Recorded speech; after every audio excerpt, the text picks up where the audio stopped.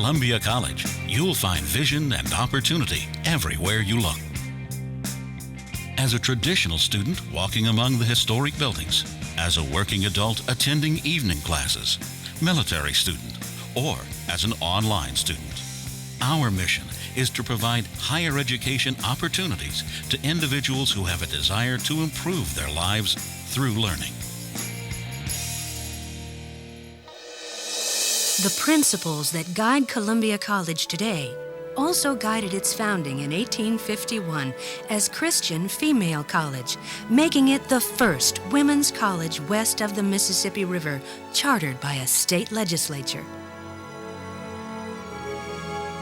Columbia strongly supported female education in large part because the University of Missouri did not admit women at that time. Thus, Christian College was conceived virtually as a sister school to the university. Since its founding, the college has been affiliated by covenant with the Christian Church, Disciples of Christ, but it has always been a non-sectarian school. Williams Hall, originally built in 1849 as a private residence for a Columbia physician, became the first building used by the college in 1851, and it remains in use today. When the Civil War gripped the nation, Christian College President Joseph K. Rogers vowed to keep the young school open, and he did. The college never missed a day of classes. After President Abraham Lincoln was assassinated, it was a Christian College alumna who helped the nation heal. Vinnie Ream attended Christian College in 1857, later moving to Washington, D.C. to study sculpture. In 1865, she spent 30 minutes each afternoon with the president, sculpting a bust in his likeness. After his death, Ream received the Congressional Commission to create a life-size statue of the president. Ream was only 18 when she received that honor, making her the youngest person and the first female to be awarded a congressional commission. She unveiled the statue in 1871, and it stands today in the U.S. Capitol Rotunda. She went on to sculpt more than 100 works. After the Civil War, Christian College enrollment stood at 182 students, taught by 9 faculty members, exceeding the University of Missouri's 69 students and 5 faculty members. But once women were admitted to the university, Christian College enrollment never again exceeded the university's. In 1893, Christian College installed its first electric lights and its first female president, Luella St. Clair. She was called a steam engine in petticoats and was one of the first female college presidents in the country. She spearheaded the construction of 4 new buildings, all of which are still in use today.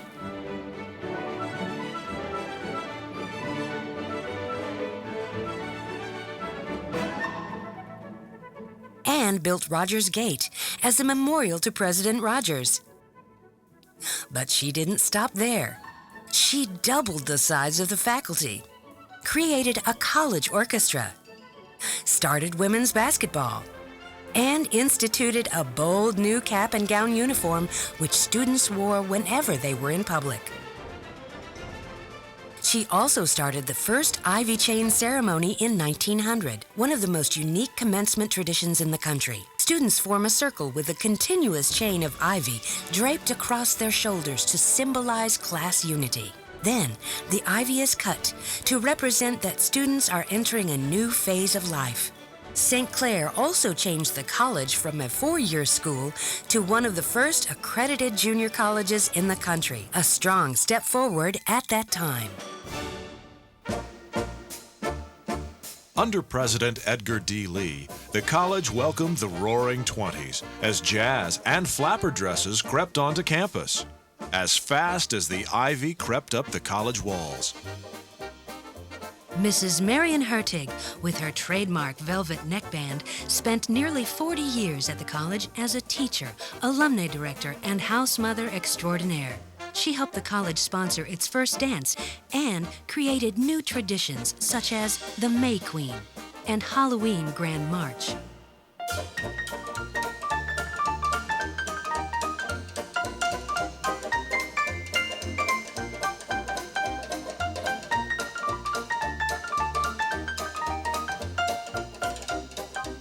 She made no secret of the fact she felt a girl's purpose in coming to college was not only to get an education, but also to catch a man.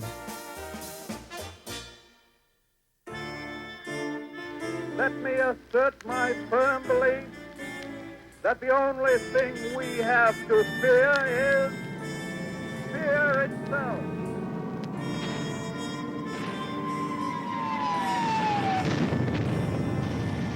President James C. Miller led the college through the roller coaster years of the Great Depression and World War II. While the students did what they could to help, the college's greatest contribution to the war effort came from 1926 Christian College graduate Jane Froman. Froman became a star of concert, stage, radio, and television, singing in the Ziegfeld Follies, and with Benny Goodman and the Dorseys. She was the first female to volunteer to entertain troops overseas.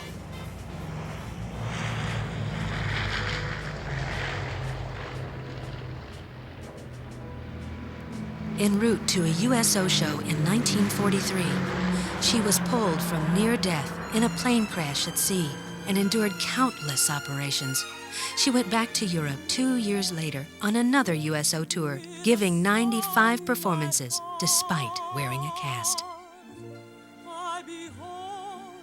President Eisenhower applauded her for her bravery, and 20th Century Fox made a movie of her life called With a Song in My Heart.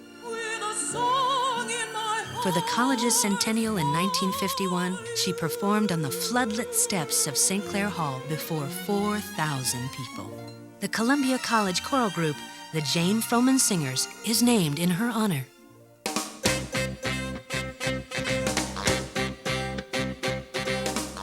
In the 1950s, enrollment at Christian College reached a high of 425 students. It was a time of innocence and prosperity for the college and the nation. But in the mid-1960s, enrollment began declining and financial pressures began increasing. Hartley Banks Sr., a longtime trustee and local banker, helped bring the college through serious financial difficulties. Yet there was a bright spot. Deborah Bryant had just graduated from Christian College when she was crowned Miss America 1966. At college, she was a straight A student and trustee scholar. When she came home from Atlantic City, the college celebrated with a Miss America Day on campus. The college was proud of its history as an all-female college. Yet President Merle Hill believed the school could not survive long-term as a single-sex junior college. Eventually, the Board of Trustees agreed. In a dramatic move, in 1970, the board changed the college to a 4-year co-educational college and changed its name from Christian College to Columbia College. Becoming coeducational allowed Columbia College to once again lead the way in higher education. In 1973, the school became one of the first colleges in the country to embrace the opportunity to educate working adults and military students through accelerated evening classes. Then, in 1995, Columbia College took another important step when it began offering master's degrees, first in education, then business and criminal justice. In keeping with our entrepreneurial vision, the college embraced a new method of teaching and learning when it began offering online classes in 2000. What Columbia College has done really well over the years is to retain its focus, and that focus is on teaching and learning. But we do it rather uniquely in the sense that we pay a great deal of attention to flexibility while not compromising rigor, but we also accommodate at the same time we provide that focus. Because adults find themselves immersed in various commitments, many put their education goals on hold for that someday down the road. At Columbia College, someday starts today.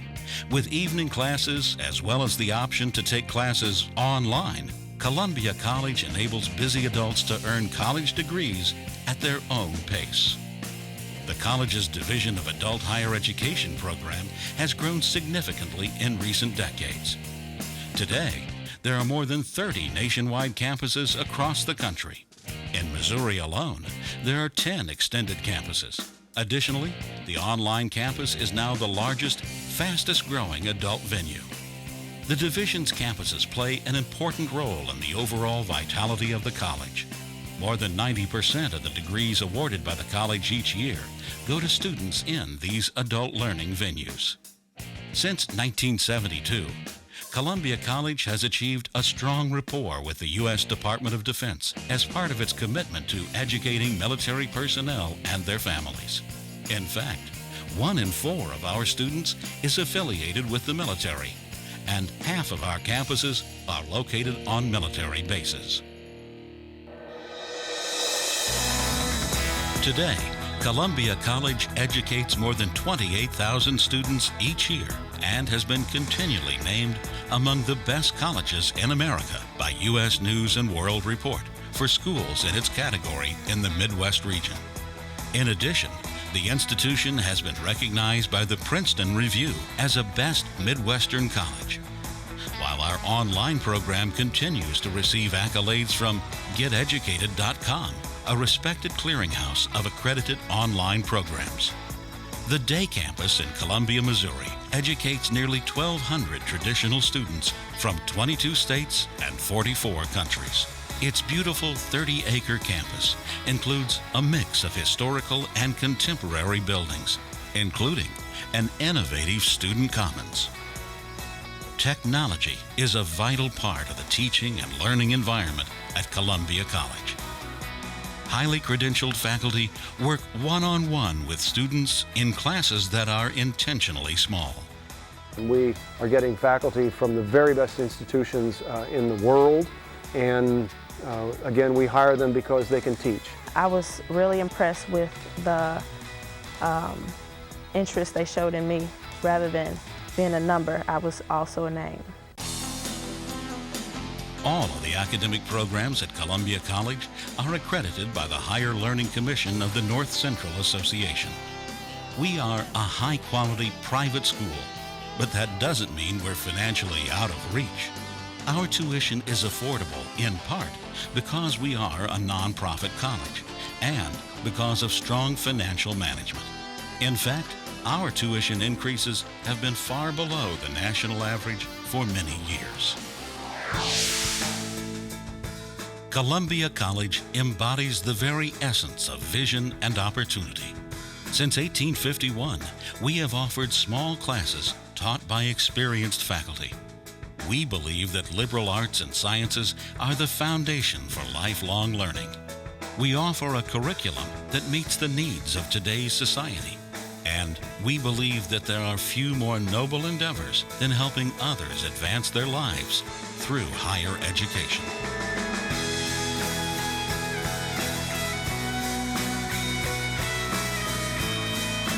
If college is your vision, Columbia College is your opportunity.